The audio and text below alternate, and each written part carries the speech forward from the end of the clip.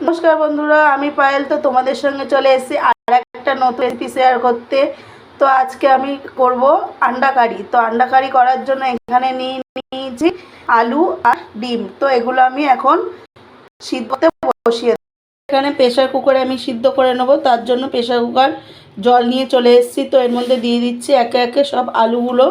তো দেখুন আলুগুলো দিয়ে দিচ্ছি, পুরো আমি আলুগুলো গোটাই সিদ্ধ করে নেব। সিদ্ধ করে নিলে বেশি ভালো হয়। তো আমি ডিমগুলো একসঙ্গেই সিদ্ধ করে নেব। তো দেখুন সব ডিমগুলো আমি এইভাবে দিয়ে দিচ্ছি। ডিমগুলো দেওয়া হয়ে গেছে আলু ডিমগুলো। তো এর মধ্যে দিয়ে দেবো কিছুটা পরিমাণ লবণ। তো এখন আমি দুটো সিটি মেরে নেব। তো বন্ধুরা চলে এলাম আরও কিছুক্ষণ পর। তো এখন আমি সব গুছিয়ে নিয়েছি এই আন্ডা কারি বানানোর জন্য। তো এখানে আমি ডিমগুলো সিদ্ধ করে ছুলে নিয়েছি। তো এখানে নিয়েছি আলু সিদ্ধ করে কেটে নিয়েছি। এখানে আছে পেঁয়াজ কুচানো, এখানে আছে টমেটো। তো এখানে রয়েছে সব মশলাগুলো, যে যে মশলাগুলো লাগবে। তো এখানে আছে লবণ আর হলুদ, এখানে আছে লাল লঙ্কার গুঁড়ো, এখানে আছে জিরে ধনে পাউডার, তো এখানে আছে আদা রসুন, তো আর এখানে আছে চালমাগুর।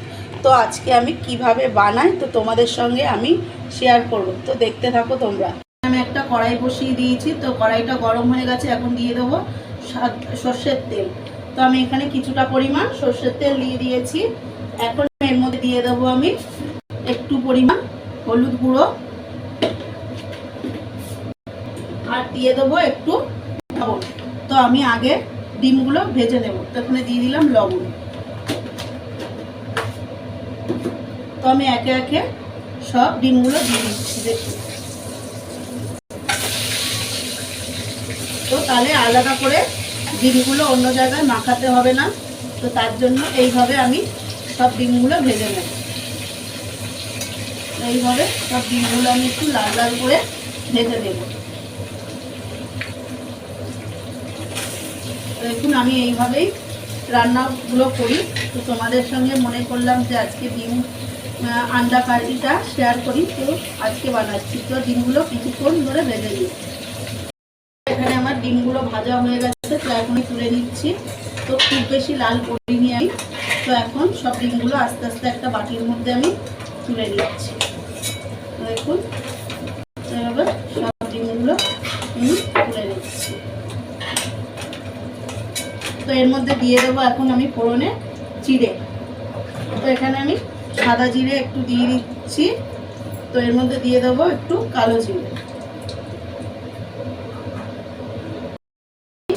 জিরেগুলো একটু পোড়া পোড়া করে ভেজে নিয়েছি। তো এর মধ্যে দিয়ে দেবো এখন পেঁয়াজ কুচিগুলো। তো পেঁয়াজটা আমি কুচিয়ে রেখেছি, সেই পেঁয়াজটা এখন দিয়ে দিচ্ছি।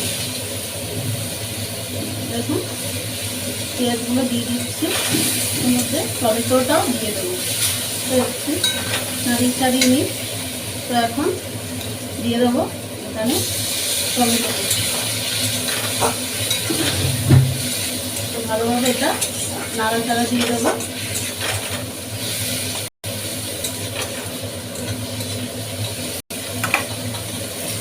তো এর মধ্যে দিয়ে দেবো এখন বেটে রাখা আদা রসুনটা। আদা রসুনটা আমি এখানে দিয়ে দিলাম। একটু অল্প পরিমাণ এখানে তেল। তো এখন আমি দিয়ে দেবো এখানে পরিমাণ মতো হলুদ আর লবণ। তো এখানে দিয়ে দিচ্ছি লবণ পরিমাণ মতো। তো এখানে দিয়ে দিচ্ছি হলুদের গুঁড়ো। তো এখন আমি এটা ভালোভাবে একটু নাড়াচাড়া দিলাম। তো গ্যাসটা আমি একটু কমিয়ে দিলাম। দেখুন বন্ধুরা এইভাবে একটু নাড়াচাড়া দিতে হবে, নাহলে তলার দিকে লেগে যাবে। তো এখন আমি এখানে দিয়ে দেবো জিরে আর ধনে গুঁড়োটা, দিয়ে দেবো লঙ্কার গুঁড়ো। এটা ভালোভাবে একটু নাড়িয়ে চাড়িয়ে দেবো। মশলাটা ভালোভাবে কষাতে হবে বন্ধুরা, একদম মশলাটা ভালো করে নাড়িয়ে চাড়িয়ে দিতে হবে। তো এখন এর মধ্যে দিয়ে দেবো আমি একটু অল্প পরিমাণ জল। তো যাতে মশলাটা না পুড়ে যায়, তো তার জন্য আমি এখানে জল দিয়ে দিলাম পরিমাণ মতো। তো এর মধ্যে দিয়ে দেবো এখন বেটে রাখা যে চাল মগজটা নিয়েছিলাম, তো চাল মগজটা আমি দিয়ে দিচ্ছি। পুরো চাল মগজটা আমি এইভাবে দিয়ে দিলাম। ভালোভাবে নাড়াচাড়া দিয়ে নিতে হবে। তো বেশ কিছুক্ষণ এটা আমি নাড়াচাড়া দিয়ে কষিয়ে নেব। বন্ধুরা এখানে পুরো মশলা থেকে তেল ছেড়ে দিয়েছে। তো এর মধ্যে এখন আমি দিয়ে দেবো এখানে আলুগুলো। তো এখানে সিদ্ধ আলুগুলো নিয়েছি, তো এটা আমি আলাদা করে আর ভাজিনি, এর সঙ্গে একসঙ্গে কষিয়ে নেব। দেখুন এই মশলার সঙ্গে আমি ভালোভাবে এটা কষিয়ে দিচ্ছি। তো এটা অনেকক্ষণ ধরে কষাতে হবে। দেখুন এইভাবে কষিয়ে নিচ্ছি, বেশ কিছুক্ষণ ধরে এটা কষাতে হবে, তাহলে আলুর মধ্যে লবণ হলুদ এগুলো ভালো করে ডুবে যাবে। এখানে আমার মশলাটা ভালোভাবে কষানো হয়ে গেছে বন্ধুরা। তো এখন আমি পরিমাণ মতো এখানে জল দিয়ে দেবো। তো এখানে আমি গরম জল ইউজ করছি। তো আমি সব রান্নাতেই গরম জল ইউজ করি, তাহলে কী হয় তাড়াতাড়ি হয়ে যায় আর টেস্টটাও ভালো আসে। তো এখানে পরিমাণ মতো জল দিয়ে দিয়েছি। তো খুব বেশি আমার যেহেতু জল লাগবে না, কারণ এখানে আমি আলুটা সিদ্ধ করে নিয়েছি, তার জন্য বেশি এখানে জল লাগবে না। তো আমি অল্প পরিমাণ এখানে জল দিয়ে দিয়েছি। ঝোলটা ফুটে গেছে, তো এখন আমি দিয়ে দেবো একে একে সব ডিমগুলো। তো ডিমগুলো ভেজে রেখেছিলাম, তো এখন সব ডিমগুলো এখানে আমি দিয়ে দিচ্ছি।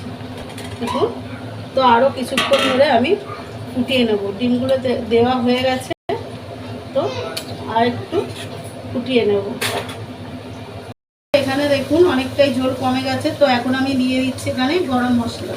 তো এখানে অল্প পরিমাণ একটু গরম মশলা দিয়ে দেবো। তো এখন এবার এটা আমি নেড়ে চেড়ে নামিয়ে নেব। তো এই রান্নাটা আমার পুরো কমপ্লিট হয়ে গেছে। দেখুন আমি বেশি ঝোল ঝোল রাখিনি, এটা বেশি ঝোল ঝোল লাগলে ভালো লাগবে না, তো তার জন্য আমি খুব একটা এখানে ঝোল রাখিনি। দেখুন গামাখা একটা রান্না। তো এখন আমি নামিয়ে নেব। এখানে আমার দেখুন আন্ডা কারিটা হয়ে গেছে, তো আমি নামিয়ে নিয়েছি। তো এখানে বেশি ঝোল ঝোল আমি রাখিনি। তো আমার ভিডিওটি যদি বা আপনাদের কাছে ভালো লেগে থাকে, লাইক কমেন্ট শেয়ার সাবস্ক্রাইব করে দেবেন বন্ধুরা। আবার নতুন কোনো একটা ভিডিওর সঙ্গে তোমাদের সঙ্গে দেখা হবে। ধন্যবাদ বন্ধু।